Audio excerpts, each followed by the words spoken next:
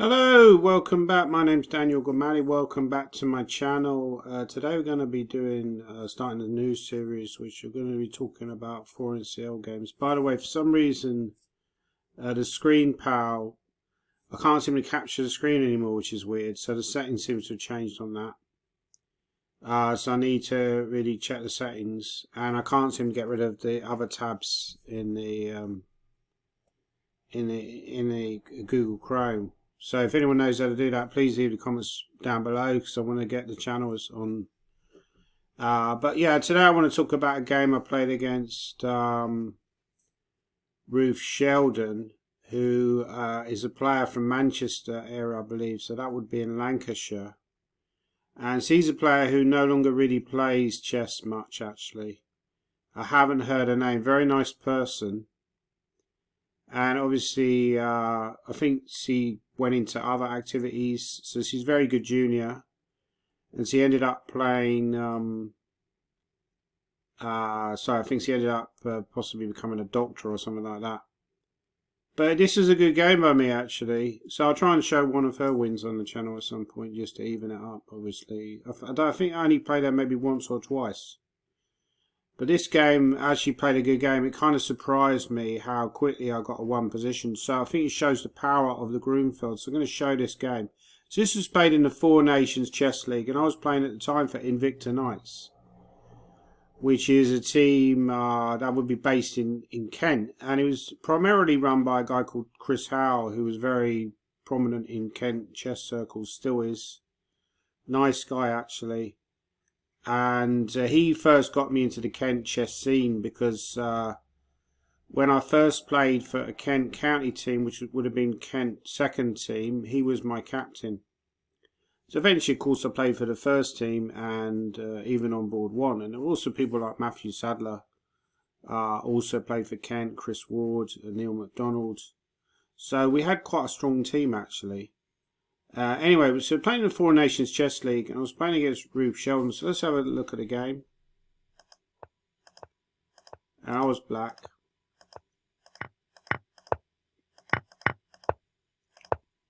Yeah, Ruth goes to his bishop e3, which is popularised probably by Karpov to some extent. But it's very classical, very logical development. White's just going to put the queen on d2. I mean, this makes a hell of a lot of sense, right? So I played castles, queen d2, c5. So actually, when I was looking through some of my old games, to be honest, a lot of the games I couldn't even remember. You know, it's almost like my life was a dream. I was thinking, you know, what was I doing 20 odd years ago? This game was played over 20 years ago. So you're talking about the mid 1990s. So it's almost 30 years ago, which is scary to even think about. But yeah, but this was one game that I remembered because just there was a very nice sequence early on in the end game where I got a winning position. So we'll have a look. So I went queen a5. So the normal move in this position is the move. Well, there's a few moves here. I think white normally puts the rook on c1, or does something with this rook. You can, of course, simply play bishop e2. But black is starting to exert pressure on the centre. He's going to play moves like rook d8, knight c6. So logically, at some point you want to move this rook from its diagonal. So the idea of playing rook c1 is that you can play d5. The other move is rook b1, which is Karpov's move, and the idea is to play rook b5. So she goes rook c1, which is the most natural response. Now I played rook d8. So in this position, Ruth played the move d5, which is the logical response. I played e6. Yes, I think in this position, what the theory recommends now is to play the move bishop to g5. Now, I believe that the theory says this is about equal. But after rook e8, I think you go, from memory, what do you play here? I think you go bishop c4, right? No, hang on, that's not right. No, I think you go here because of the pin. But somehow this rook is not as active on e8 as it is on d8. So a typical sequence for black, if we check the theory, so after bishop g5, yeah, actually you're supposed to go d6 here. So in fact, black has two moves, and actually the most popular move is to play the move F. Sorry, not bishop F6. Is to play the move F6. So F6 really says, look, I love that rook on D8. I'm not going to move the rook. After F6, white goes bishop E3. Knight C6 was played, and then bishop D3. And the theory is saying, what is the yeah? You play this weird move now. You go C4. I think I have seen something like this before. And the idea is really to kind of involve this queen in the attack on D5. Now after C4, if you take here, I go bishop E6. Hitting the pawn, right? Yeah, and I'm going to regain the pawn. So clever ideas. There are also possibilities of, yeah, so after bishop G5, actually rook E8 is not the most accurate move. Although you can still play this position. But what, yeah, interesting options after H4, how is black going to undermine the centre? So white is playing D6. So white wouldn't have that option if you go F6. You would have to kind of allow this capture on D5. So black would suddenly have a little bit more control over the centre. Very important in chess to get as much control over the centre as possible. So that is really the theory. But at the time, I wasn't really aware of this. And Ruth wasn't either. So she played natural looking move C4. Let's just get rid of all this best move arrow rubbish. So I took on D. So in this position, I took on D8. I didn't see a better move. There probably isn't one.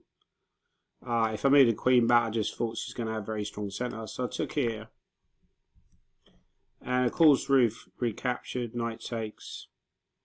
I mean, she could have taken the king, but I guess it would have been kind of similar.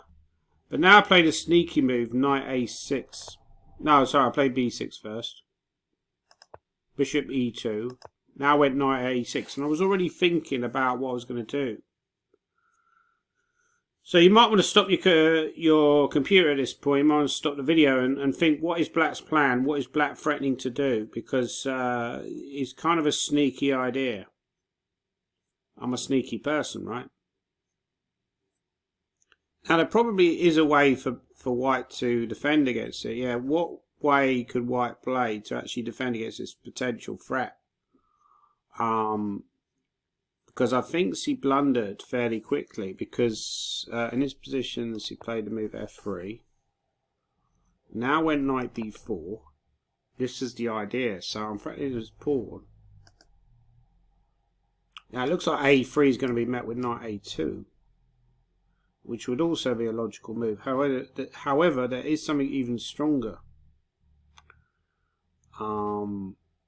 So I'm crudely attacking the pawn on A2. This is a kind of chess that I always understood, like direct, active, tactical chess. Even at that age, I mean, this is I think this is the first rating, FIDE rating I ever had, which was 2160. That was and I very quickly got to 2300, very quickly got to 2400. I left this rating behind very quickly, which was good. But now I'm kind of falling back to that level because of all the deflation, right? But at this point, I understood Knight B4, a very logical move. So I think, thinking about it now, maybe she has to play this move, which would make some kind of sense, right? Now, if I can play moves like Knight A2. Also, she would have been concerned about the attack with Bishop D7. Now, Bishop D7 can be met with this move. And if you take, I take. And this actually looks fairly reasonable for white. Not 100% clear because I've still got this dangerous outside pass pawn. But clearly these pawns here could represent a big threat. If we go back, black could also consider moves like A5, for example, or Knight A2. I'm not sure what the best move is. Yeah, I mean, after A5, I'm now slowly threatening Bishop D7. Bear in mind, the Bishop D1 isn't really a resource because of Knight D3. So she might have a slight issue dealing with that threat. Maybe a move like castles, and if Bishop D7, then Bishop D1, because the rook is no longer going to get forked. Very unclear position could have arose. But instead, Ruth blundered with the move A3. And of course, Knight A2 is possible. There's something even stronger, Bishop B2. I must admit, nowadays I'd even be reluctant to take this exchange. I think this shows like when you're younger, you don't have the fear factor so much. You haven't built up all the scar tissue. Now it would be like, oh, do I really want to allow these pawns on? See, once he takes here, it's looking very scary, right? But I think the engine does say that black is better. So C took. I went bishop b2. Started pushing the pawn. Very logical play. c5 can be met with ed. Rook b1. Bishop c3. Hit the knight. Very important tempo move. So now if the knight moves, I start pushing the pawn. Rook b8 again. Typical Gormali tactics. I'm just always looking for direct tactics. Maybe not the most accurate, but... Right, so if she takes with the pawn, I'm going to pin her. So she's going to have to take with the e pawn. Now in bishop a6. Again, my idea was if c5, rook d5. Kind of accurate in a way, right? Also threatening... What am I threatening? Maybe I'm threatening rook d6. I'm not sure what I'm threatening actually. And now went rook b7. Yeah, so now I'm just threatening to take the bishop. So maybe that wasn't the best move, because at the moment... If you can meet rook b7 with c5, so what should white play here? Not exactly clear to me. Not clear to me what my threat is, but not clear to me what white should play either. Maybe you go bishop d3, but then a4 might become an issue because... but then you can move a bishop. So bishop d3 looks like a logical move, right? I haven't analysed this game in any great detail, like most of my games. It's just like, they've just been lost in the mist of time. On my tombstone, Gormali, this was one of his better games, blah, blah, blah. But he never bothered to analyse it properly, which is why he never became a really strong chess player. And he just fiddled around in life and eventually died, And that was it. And yeah. But... Actually, thinking about it now, maybe the idea is to take. This is probably what... Yeah, that makes sense, right? So now, yeah. Actually, the more I look at it, this looks good for black.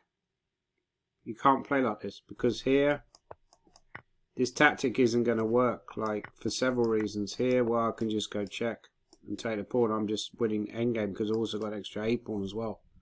So probably that was the reason he went king c3, but now I have... So possibly I am winning at this point. Yeah, so I took the piece. Again, like bold play. I think these days I would have some scar tissue. I wouldn't... Obviously I've got to go bishop a6 for here, right? And maybe the king will come across and cover this pawn. Yeah, so very accurate play by me. I don't think I play like this these days. Let's have a look. I'm a much stronger player. I disabled. Well, that's not disabled for long. I'm enabling it.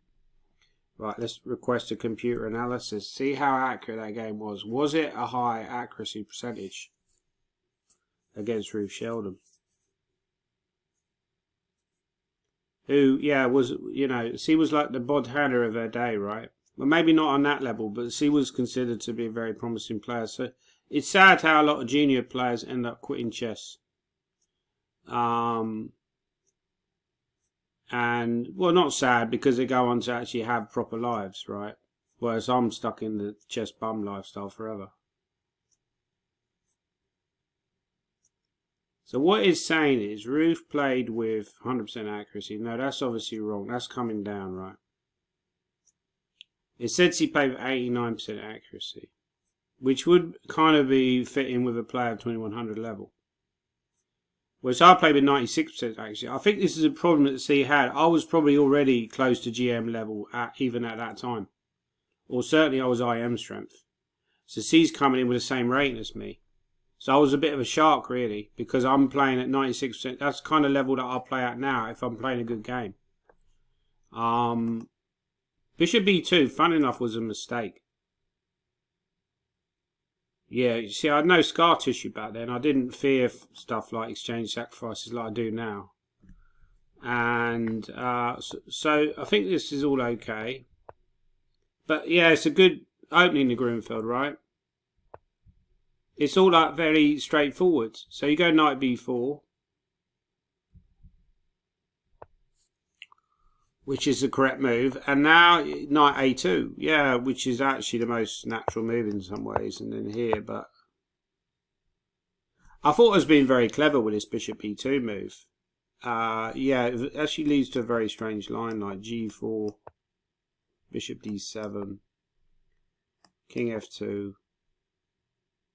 Now it's giving lines like this. It says it's very important to undermine this structure. I don't know why it's stuck here now. So here and then b5. It's very important to undermine this structure on the queen side, because this structure for white is very, very strong. So sometimes you even play f5, but obviously white's played g4 to kind of stop that f5. So you go b5 and you kind of undermine that structure. So this is one of the keys to the whole line for black. But bishop e2 was a shocker. And so you had this amazing move, king f2, which I probably maybe considered after the game and not during the game. And then rook b1. Wow. And then white is doing quite well, actually, practically speaking. This would have been a mess. Because that bishop is marooned, right? And you have to go knight a6 and bishop b4, which is kind of fiddly. So actually, once you took there was quite a big mistake. And actually, this is no good for white. So the line I thought was dangerous for black is not dangerous. The lines he played in the game, he probably couldn't have played it much better than he did. But you have to find this. Chess is a tough game. You have to. So you had to find this move. Now I'm just in control of the game. And g4, so you had to find d6, which leads to c5, rook b5. Yeah, so actually probably one of my better games during my career, really, in a way. Even though I kind of a slight misstep with bishop b2. But yeah, I find it fascinating playing through my old games, so I'm going to do more of these games. I hope you enjoyed this video. This is going to be my plan from now on, and just go through my old games and reminisce. Oh, I was a good player once back in the day. Oh, I was a good player, and I had a laugh. I enjoyed life back then. But now everything seems like a mirage to me. You know, so I'm not sure what to do with my life. Anyway, thanks for watching the video. Yeah, so king f2 was the move for Ruth. I might put it up as a test. I'm going to put it up as a test on social media and see if people can find this move, this amazing move, king f2. Yeah, very interesting. Thank you again for watching the video. Please subscribe to my channel. And yeah, hang around for more exciting content.